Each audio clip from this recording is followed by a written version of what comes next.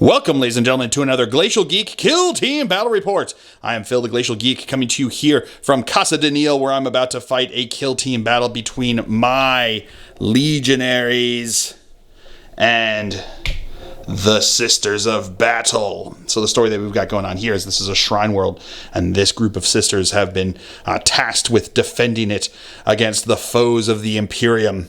And all seemed fine until they found themselves under assault from a Chaos Space Marine force that landed on this planet and started ravaging through the planet and taking down a lot of their sacred sites. So this group of sisters was tasked with holding the remains of this blasted out basilicum over here, and a kill team of the Legionaries decided to take them out and claim this for the Dark Gods. So that's the story that we've got going on. We are going to be playing the Defend the Position battle mission from the Chalnath book, mission 1.2. Essentially, there are attacker and defender. The defender is going to be in that square over there, which is going to be the sisters. So there are 4 objectives at the corners of each of their drop zone.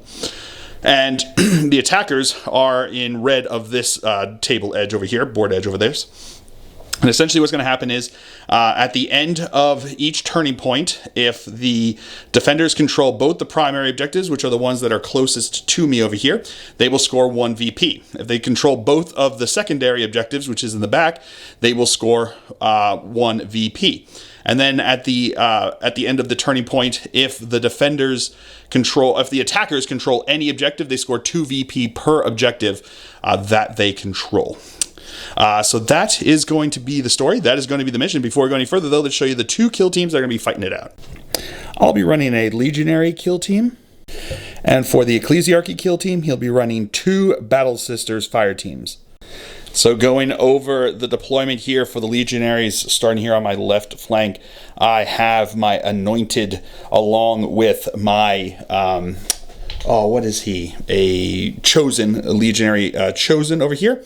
We then come to my Balefire Acolyte. We have a heavy gunner up over here. He's got the Reaper chain cannon up over there. We then come down here to my right flank, where I have a Butcher and a Shreve Talon. Going over deployment for the Sisters of Battle, we've got his down on the right over here. We've got his Sister Superior along with a Battle Sister with a Bolter. Up in the building on the second floor over here, we've got his gunner with a storm bolter. Up on top over here, we have a heavy gunner with a heavy bolter. On the left flank down over here, we've got a battle sister with an icon, along with a second gunner with a melt-a-gun this time. And then in the back here, we have 4 Sisters of Battle with bolters. So that is going to be deployment. We will now roll off to see not roll off, we will do the scouting phase. Essentially what it is you have 3 options during the scouting phase. You can either fortify, which will allow you to place an additional barricade. You can infiltrate, which will allow you to do change one of your activation tokens during the first turning point. Or you can recon, which will allow you to do a free dash action before the game starts. This will also act to determine who goes first with a rock, paper, scissors method. So fortify beats infiltrate, infiltrate beats recon, recon beats fortify. If there's a tie goes to the attacker, who will be me, since I'm the attacker during this mission. So we will now show that. 1, 2, 3.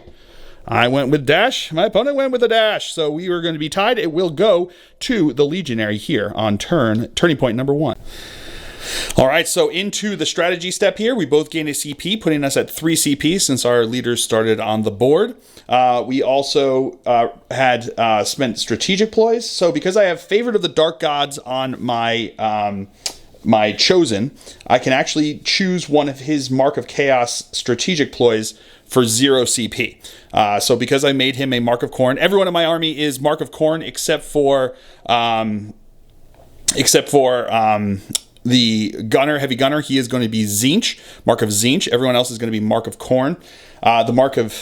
When you're choosing your marks on these guys, you can choose any mark that you want on them, but you can't have one with a Mark of Khorne and a Mark of Slanesh, and you can't have one with a mark of Nurgle and a mark of Tzeentch. So if you choose Mark of Khorne, you can have all Mark of Khorne. You can have Mark of Khorne and Nurgle. You can have Mark of Khorne and Tzeentch. You can have Mark of Khorne and Undivided, and you can have Undivided, Mark of Khorne, and one of the other two. But you can't mix the two. There's one of each that you can't mix with there. So I've chosen all Khorne except for the heavy gunner, who is going to be Tzeentch. So with that, my favorite of the Dark Gods, I'm going to be choosing Perpetual Aggression, which essentially means after a fight action, if my operative is not in engagement range of any enemy operatives, I can make a move action as if it was a normal move action, except it can only be square. It can only, I can finish in engagement range of an enemy operative, and and if I can finish in engagement range of the closest enemy operative, I must do so. So I will get that for free, and then I'm going to spend 1 CP on Hateful Assault, allowing me to fight twice if I so desire. So my opponent's not going to spend any on his. And then we had target reveal step. I had 2 targets to reveal. I had Dark Desecration, which is a Legionary specific one. Essentially, I nominate a piece of terrain with the heavy profile. So we've chosen essentially this one here and then this one here. Both have the heavy profile the way we said it. Everything else is just going to give light cover the way we wanted to play it. But essentially, I nominated that one over there. If 2 or more enemy operatives are incapacitated while within triangle of that piece of terrain, I score a VP. And at the end of the battle, if I have more APL within triangle of that terrain piece, I will score an additional VP. I've also revealed Savage Butcher. Essentially, what I do is that I can reveal this at any reveal step. I've chose this one. Then I select a friendly operative, so I've selected my Butcher. And essentially, if 2 or more enemy operatives are incapacitated in combat by that friendly operative, you score 1 VP. And if 3 or more enemy operatives are incapacitated in combat by that friendly operative, you score 1 VP. My opponent has revealed one as well. He has revealed Central Control.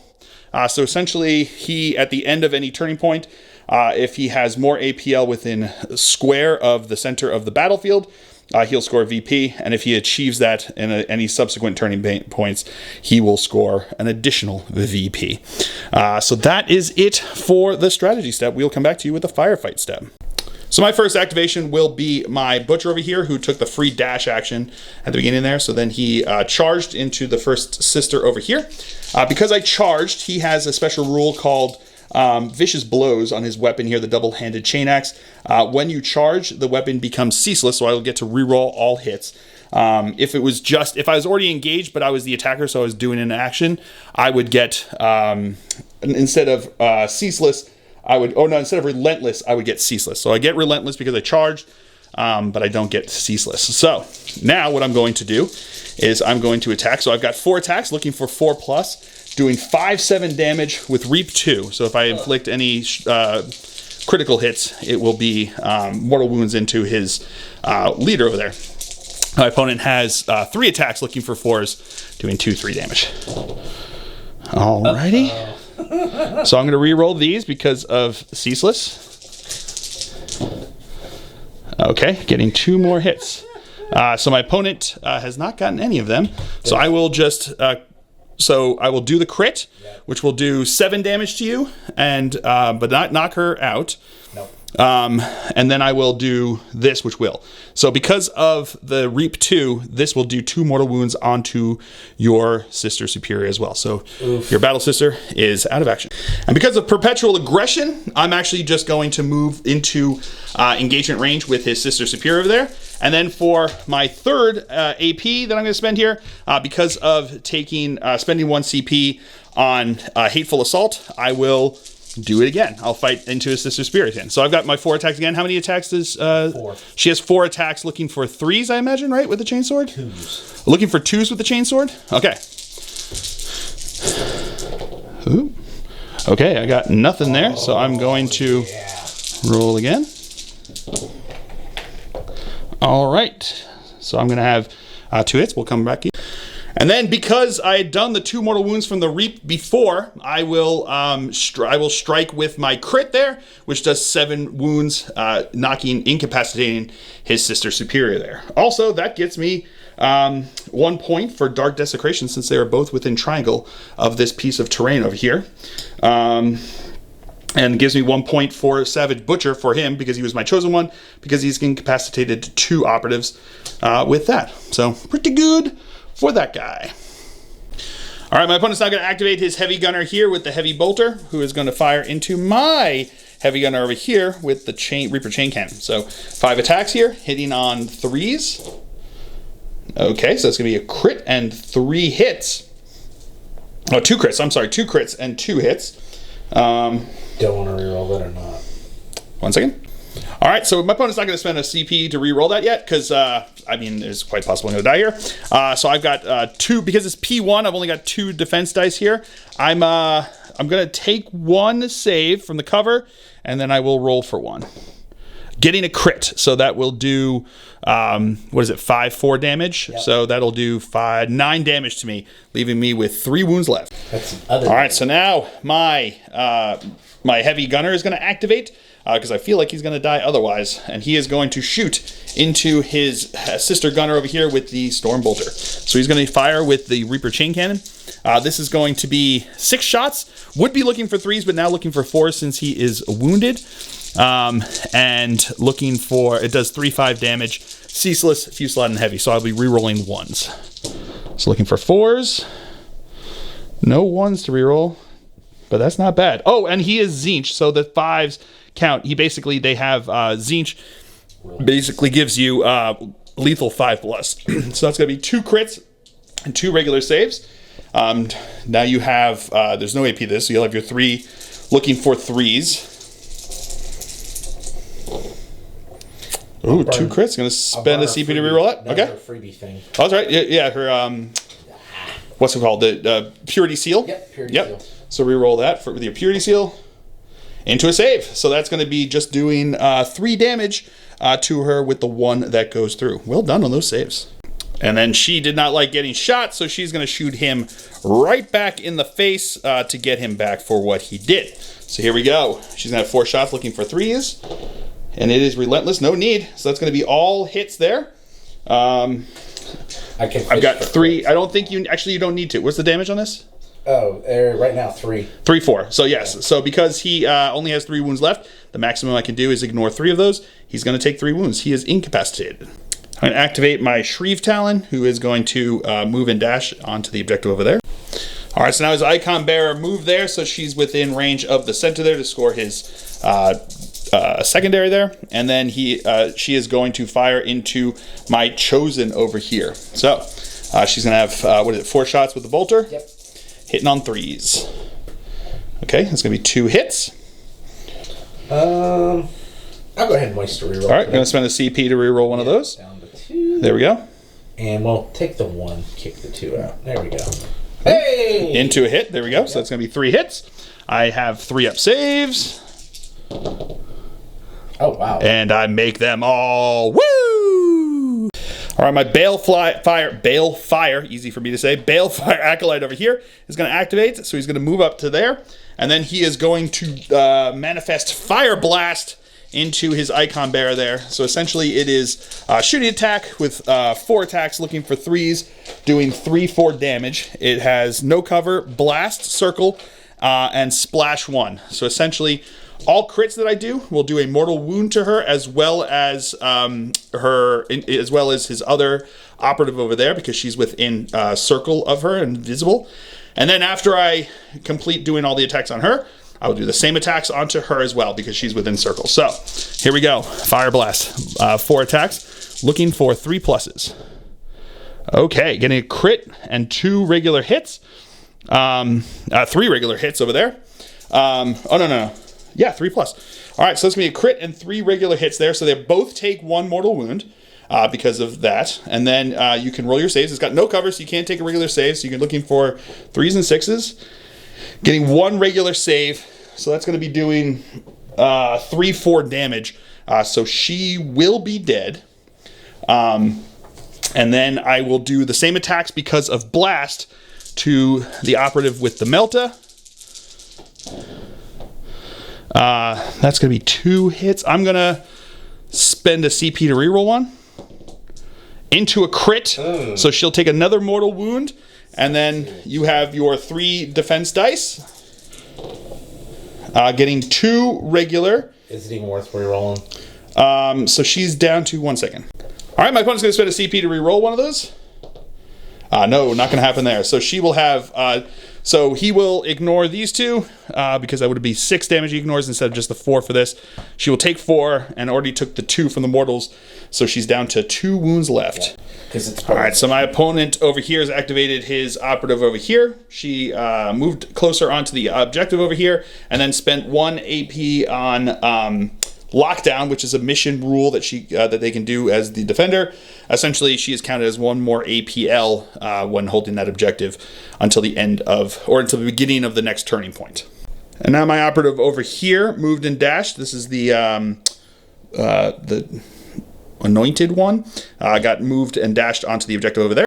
His operative back over here moved onto the objective and then spent the AP on lockdown. And then my chosen moved and dashed onto the objective over here as well. So now his operative over here moved onto the objective, and she is going to shoot into my Balefire Acolyte over on this side over here. So she's going to have 4 shots, looking for 3s. All right, so that's going to be a crit and 1 hit. I'm going to have my dice saves here. 2 fill faces. He's good to go. Same fire solution. And then she is second operative over here is going to do the same thing. I've got no one else that can activate. And nobody that can overwatch because I've got everyone in conceal. But again, firing into my Balefire Acolyte over there. So looking for 3s. Ooh, 2 crits and a regular hit. Here we go. Looking for my saves. Just get 2 regular saves. So I'm just going to take away 1 of the crits. So what's the damage on these? 3, 4? Yep. So I will take 7 damage. Still be alive though. All right, so now my opponent's operative over here is going to move onto the heavy terrain over here. So she's within triangle of where the line crosses. And then shoot into my butcher over here. So again, looking for 3s. Ooh, that's going to be all hits. Pretty good. I'm going to be looking for 3s on these saves. Actually, I'm going to take 1 save because I do get cover over there. And then I got a crit and a regular save. That's going to be doing 6 damage. I'm going to spend a CP to reroll 1. Into a crit. So it's still 3 of them are going to be, the crits don't matter. They're just regular saves at this point. But that's going to be 3 that are saved, so I'll take 3 damage. All right, that's going to be the end of the first turning point here. At the end of the turning point, I control 2 objectives as the attacker, so I score 4 points for that. And my opponent controls both of the secondary objectives, so he will score 1 point for that. We will now roll off to see who has initiative going into turning point number 2. Opponent rolled a 5, I rolled a 1, so that will be... initiative will go to the sisters here on turning point number 2. All right, into the strategy step of the second turning point here. My opponent, we both get a CP, putting me at 1, my opponent at 2. Because of my chosen still being on there with a favorite of the Dark Gods, I will choose Blood for the Blood God for free, essentially meaning that my Khorne units, if they charge, when they fight, if they've charged during that activation, the first time they strike, they do an additional damage, which is pretty cool. We got that for free. I did not pay for anything additional, neither did my opponent. Then my opponent did reveal damage limitation as one of his secondaries. No, that's not going to focus. Essentially, he needs to try to kill more of me than I kill of him to get points. And then that is going to be it. So we will come back to you with a firefight step. All right, so now his heavy gunner up here on the top floor is going to fire her heavy bolter into my Balefire Acolyte down here on the bottom floor. So she is going to, she's going to have 5 shots here, looking for 3s. That's going to be 2 crits and a regular hit. Feast Salad won't help you. Nope. That's, you're going to go with that? I'll go ahead and burn 1. Okay, my opponent's going to spend a CP to re-roll one of those. We'll go to 1, so pull 2, and make it happen. There we go. Into another hit. Nice. So then I will have 3 dice. I will take a regular save because of cover over there. And then looking, it's P1. Oh, because you got a crit. P1. I forgot it's P1. So I'm going to only have 1 other save here. into another regular save, but that's still going to be, what's that, 5-4 damage? 4-5. That's 4 or 5 damage, yeah. So that is going to knock him incapacitated. Now my butcher is going to charge into his sister over there. I am going to have 4 attacks looking for 4s. My opponent has 3 attacks looking for 4s. I can reroll everything because it's charged there, so that's still going to be a crit. The crit and 2 strikes there. I am going to, so because I have blood for the blood god, this will do 8 damage, which will straight up incapacitate her with that first strike. My opponent's activating his operative back over here, who is going to lock down that objective there, and then she is going to shoot into my butcher. By the way, my butcher did score his 3rd incapacitation during combat to score the 2nd point for Savage Butcher, which is appropriately named since he's the butcher. So it's going to be 4 attacks looking for 3s. That's going to be 3 regular hits. I'm going to have take 1 for cover, and then get 2 more saves there. He's good to go. Woo! All right, so my Shrieve Talon is now going to activate. He is going to charge into his gunner's sister over here. So he's going to use his Flencing Blade, so he's going to have 5 attacks, looking for 3s and a lethal 5+. That's straight to the face. Oh, 3 crits. That's all I can do. So blood for the blood god. Is it 3-5 damage? I can't remember. That's it's bad. 1 second. All right, yeah. So I will strike with one of my crits here, and that even with blood of the blood god is going to do 6 damage. She's only got 5 left, so she is going to be incapacitated. Now one of his operatives back here is going to lock down that objective and then shoot into my Shrieve Talon up over there. So hitting on 3s. That is going to be a crit and 1 hit. I'll fish. You're going to spend a CP looking for another hit there? No, not meant to be there. 1 into a 1. Yeah, you can have a shirt there. I've got a shirt for that. And then I've got 3 defense dice here. No cover from vantage point floors there. Only getting 1 regular save, so I will take 4 damage. So now my Anointed is going to activate. He is going to charge into his gunner with the Melting Gun over there. I am going to attack with my Demonic Claws here. So 5 attacks looking for 3s with Rending. Oh. That's all I got, man. Well, how many wounds do you have left? 2. Oh, 2. Okay, so then I'm just going to strike with this, doing 4 damage, and you are incapacitated. And now his operative over here is going to activate. She's going to go onto the objective here and then shoot into my Shrieve Talon over there. Hitting on 3s. That's going to be 3 hits. I'm going to have looking for saves here. Getting 2 crits, which is fine, but I take 3 damage from the one that goes through. All right, so then my Chosen has chosen to move and dash up here, and then he's going to fire his plasma pistol into the operative over there. I am going to supercharge, so I'm going to have 4 shots here, looking for 3s to hit. That is going to be 3 crits, and then she is definitely dead. All right, so that's going to be it for the second turning point here. We will now roll off to, at the end of the turning point, I do control 1 objective, getting me 2 points. My opponent controls both of the secondary objectives, getting him 1 point there. It is of worth note, I should have mentioned over here, because he is Khorne, Mark of Khorne, because I did not retain any crits on my strikes, on my attacks there, that first strike that I make with a normal attack can be counted as a crit.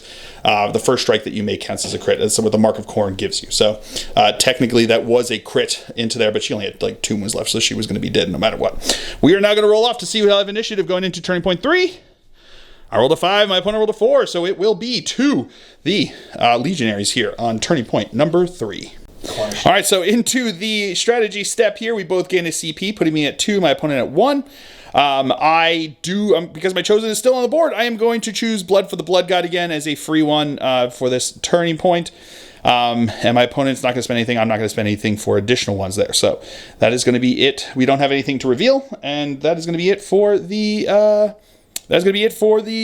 strategy step. So we'll come back to you with the firefight step. I guess I'm very good. All right, so now during the firefight step here, my first activation will be my Shrieve Talon, who charged into his heavy gunner up on top over here. So I'm going to have 5 attacks, looking for 4s because he's hurt over here. Lethal 5+. So that is going to be 2 crits and a regular. My opponent has 2 regular hits there. I am going to... what am I going to do? These are 2 crits, so you can't... You've got 8 wounds, right? Yeah. Yeah, it's not. You got 8 wounds? Yeah. Yeah, so what I'm going to do is, my first one is going to be to parry one of your strikes there. Mm-hmm. And then would you like to strike me? Yes, I would. Okay, so that's going to be striking me for 2 wounds. 2 wounds. And then I will incapacitate you with those 2 crits there because of lethal 5+. My opponent is going to activate his operative over on this side, who is going to lock down that objective. And then she is going to shoot into my butcher over here. So it's going to be 4 attacks, looking for 3s. There's going to be 2 regular hits. I'll burn my reroll. Going to spend a CP to reroll. Nope, not meant to be there. So I'll take my 1 regular save and get 2 more regular saves, and he is good to go. And now I'm going to activate my Chosen, who is going to supercharge his plasma pistol and shoot this operative in the face. That is going to be 1 hit. AP minus 2. AP 2, so it's 1 die here.